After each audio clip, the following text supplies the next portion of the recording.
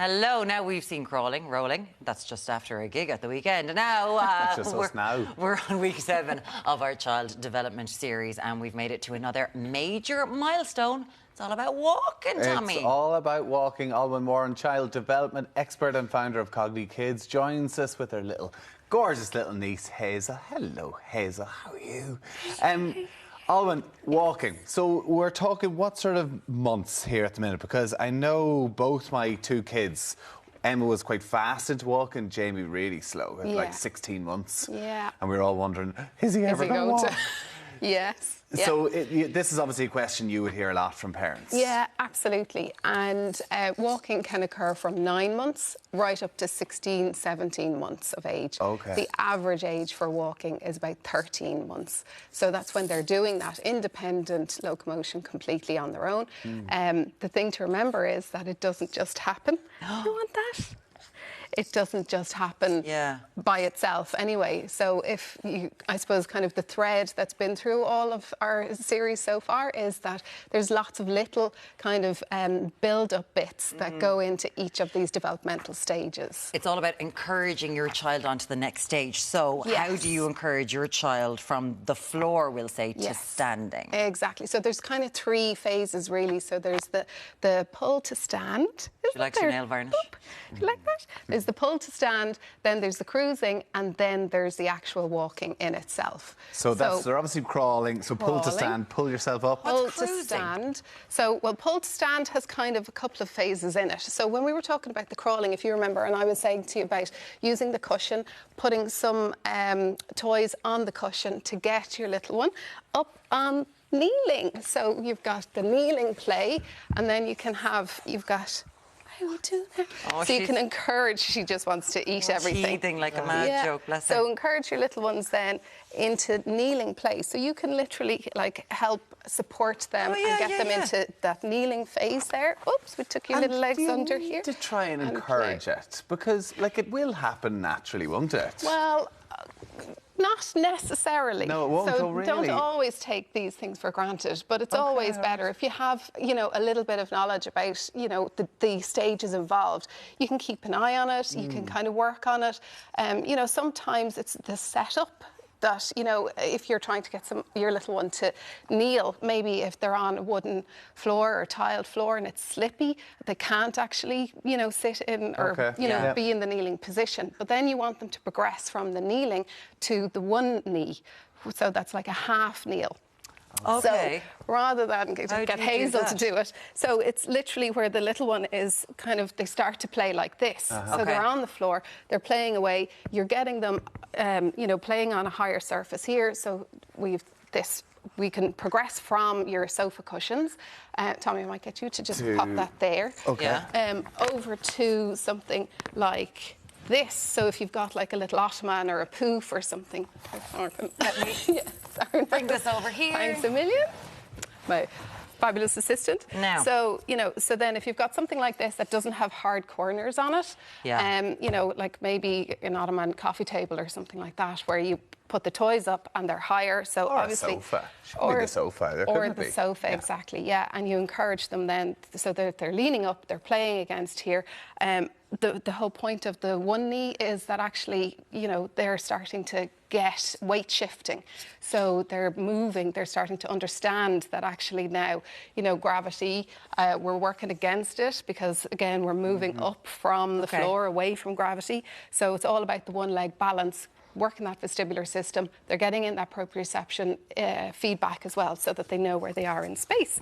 And then, obviously, then you progress then from the one knee to the pull to stand, which is then trigger for cruising. And cruising is the assisted walking. It's not walking in itself.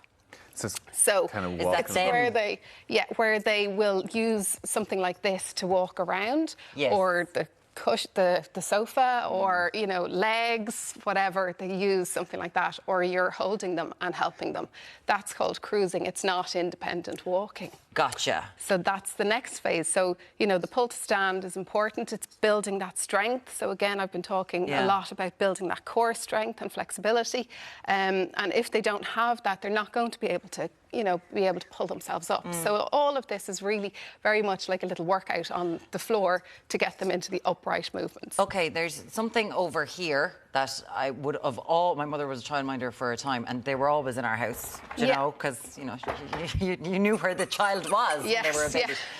Would you recommend these? No, so in the development of, like, so tips to encourage walking. You're kicking it away. No, we don't want them. Say no to these. You say no to these? We've said before, yes. Ideally, what these do is they actually get your little one on their tiptoes. And, you know, besides being dangerous with the wheels on them, because they can pick up a lot of speed, but they can't actually stop themselves. They're banned in a number of countries around the place. They hit sorry the wall. I ratted you out, Mum. It was the 90s. It was a different time. Exactly. We didn't know anything about it. Oh, do you have one of these? God, I feel so much better, thank God. So they can actually end up where your little one is on their tiptoes and it's tiptoe walking. But if you find then that your little one is a tiptoe walker, so, you know, if they've moved on to the walking phase, but they're doing their tiptoes, a really nice thing to do is actually get them to kind of walk up inclines, because when they're on their tiptoes, the back muscles in the calves are really, really tight because they're on their tiptoes. It's like wearing high heels all the time. So the calves get very tight. What you want to do then is you need to strengthen and elongate them and stretch them out. So by pushing them on a little incline, and you don't need anything fancy. Here's our very fancy incline here. Use your ironing board. Kind of just support them going up. And literally holding them. Hazel here.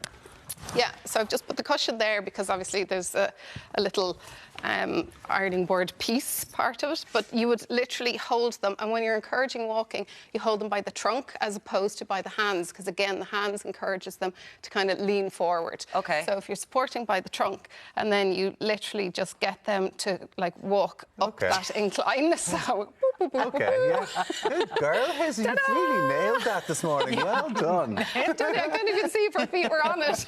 They were. Well, we get what you're saying. So you're elongating the muscles. And then, you know, if you're in the playground, get them to maybe walk up the slide a little bit. And stuff. Yeah, exactly. Yeah, and then coming down the stairs, getting them to plant their foot properly as they're coming down the stairs, like that heel action as well. What about getting shoes? Because that's kind of an issue you kind of see. Like, is there a time to get shoes, or should you just keep them bare feet for a lot longer? Yeah, baby if you grows? can keep barefoot is best, absolutely.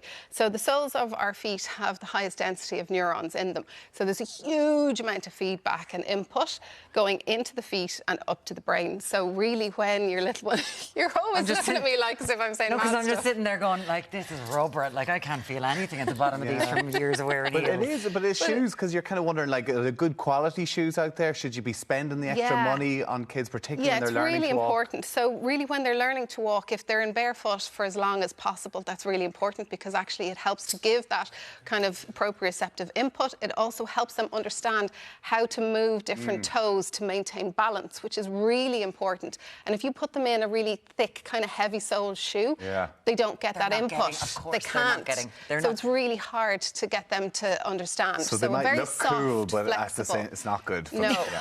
Don't be getting those little Adidas. We all know they're cute, but don't do it. Soft, flexible sole that also can allow the bones in the feet as well to move and be kind of flexible. Well, Tommy was back. She cried the last time when Alan was here, so Tommy was like, it's a win. Hazel, thank you so much. And of course, Ollwyn Moran, child development expert and founder of Cognikids. You can go to cognikids.com for more information. Ollwyn, thank you so much. And thank you, Hazel. Thank you, Hazel. Now she is dubbed